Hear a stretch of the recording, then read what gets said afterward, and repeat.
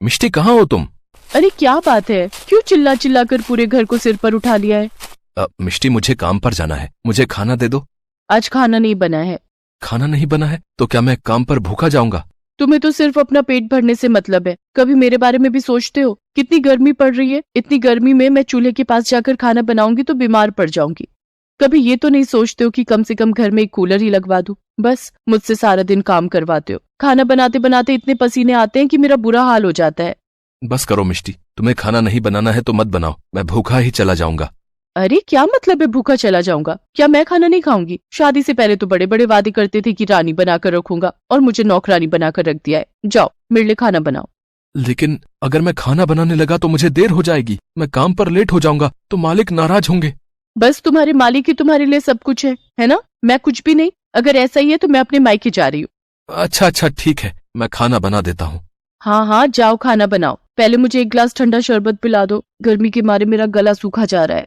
बेचारा रूपचंद रसोई में जाकर पहले मिष्टी के लिए शरबत बनाता है और फिर खाना बनाने लगता है। मिष्टी ने रूपचंद के बारे में कभी नहीं सोचा कि वो भी तो दिन भर धूप में मेहनत मजदूरी करता है, तब कहीं जाकर 2-4 रुपए कमा पाता है। मिष्टी को तो सिर्फ खुद के आराम से मतलब था। वो रूपचंद की कोई बात नहीं मानती, न किसी काम में उसका हाथ बटाती। मेहनत मजदूरी करके पैसे कमाने से लेकर घर में साफ सफाई करना, कपड़े धोना सब रूपचंद ही करता। अब तो खाना बनाने का काम भी रूपचंद के जिम्मे आ पड़ा था। उस दिन रूपचंद को काम पर जाने में देरी हो गई। कल से जल्दी उठना और जल्दी खाना बना लेना, आज खाने में लेट हो गया, मुझे कमजोरी आ गई थी। रूपचंद ने सोचा कुछ बोलने से घर में कलेश होगा, इससे अच्छा है कि चुप रहकर सारे काम कर दिया जाए, इससे घर में शांति बनी रहेगी। लेकिन मिष्टी को तो जैसे शांति पसंद ही नहीं थी। शाम को जब रूपचंद घर लौटा तब घर में बिजली नहीं थी। मिष्टी घर के दरवाजे पर बैठी थी। पूरे गांव में बिजली नहीं है, शायद थोड़ी देर में आ जाएगी। थोड़ी देर में? कहीं गर्मी के मारे मेरे प्राण न निकल जाए। कैसा गांव है तुम्हारा? यहाँ कभी बिजली नहीं रहती। मेरे गांव में तो कभी बिजली जाती ही नहीं थी। देखो पसीने के मारे मेरे कपड़े भीग गए। चलो मुझे पंखा करो। मिष्टी मैं अभी अभी तो काम से लौटा हूँ, मुझे थोड़ा आराम करने दो। हाँ तुम्हें तो सिर्फ अपने आराम की पड़ी है, मेरा क्या है? मुझे इसलिए ब्याह कर लाए थे कि मैं गर्मी में तड़प तड़प कर मर जाऊं।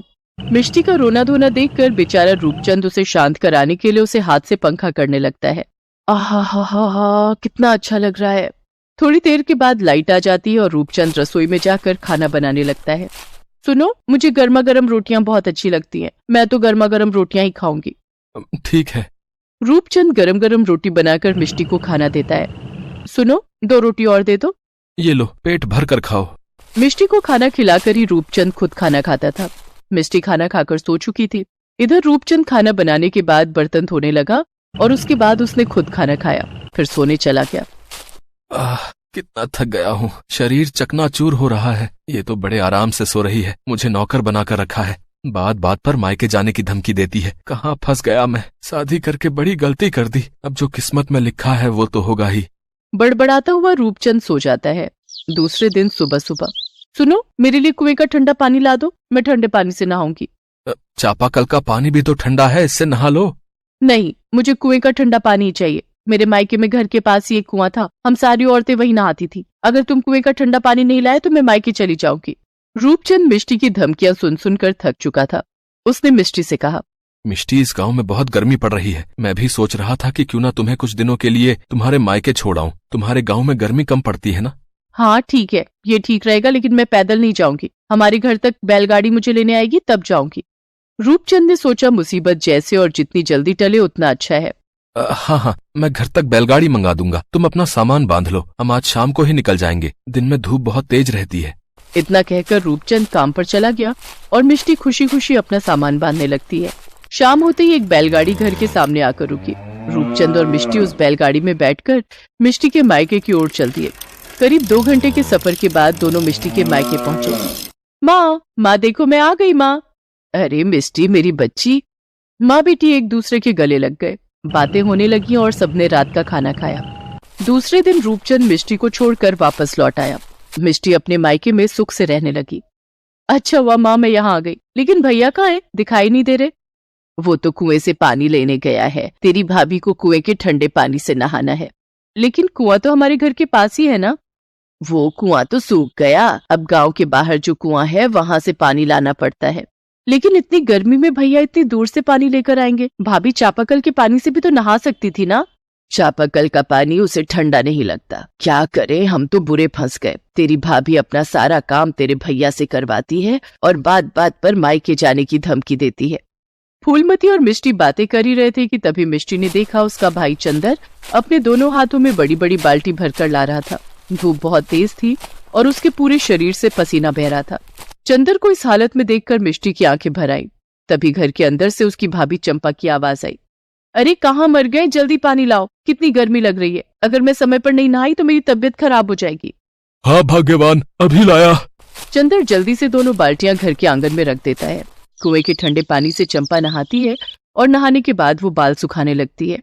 ओफो, इतनी गर्मी में बाल तो पसीने से भीगते जा रहे हैं। अरे सुनते हो, जरा मेरे बालों में पंखा कर दो। चंपा, मुझे काम पर जाना है, वरना आज फिर मैं लेट हो जाऊंगा।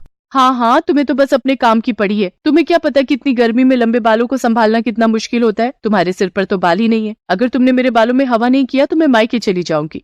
अच्छा ठीक है, तुम परेशान मत हो। चंदर चंपा के बालों को पंखे से हवा करके सुखाने लगता है। तभी, जाओ मेरे लिए एक गिलास ठंडा पानी लेकर आओ, प्यास के मारे मेरा गला सूख रहा है। चंदर घड़े का पानी एक गिलास में लेकर चंपा के पास जाता है। तुम्हें कितनी बार कहा है कि एक फ्रिज ले लो। हमारे सभी पड़ोसियों के घरों में फ्रिज है, सब गर्मियों में फ्रिज का ठंडा पानी पीते हैं, लेकिन तुम तो सुनते ही नहीं हो। अब जाओ मेरे लिए खाना निकाल कर लाओ।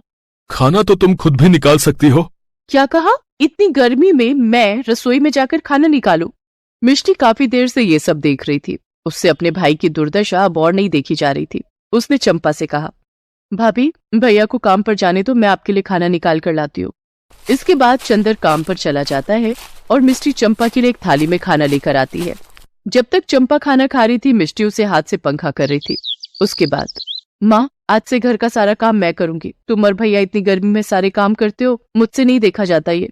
ठीक है मिष्टी बेटी। उस दिन से मिष्टी घर के सारे काम करने लगी। वो इतनी सड़ी हुई गर्मी में खाना बनाती, सफाई करती, कपड़े धोती, चंपा के लिए कुएं से पानी लेकर आती। सारे काम करते करते मिष्टी बहुत थक जाती। उसे अब एहसास हो गया था कि उसने रूपचंद से घर के सारे काम करवाकर उसे कितना सताया था।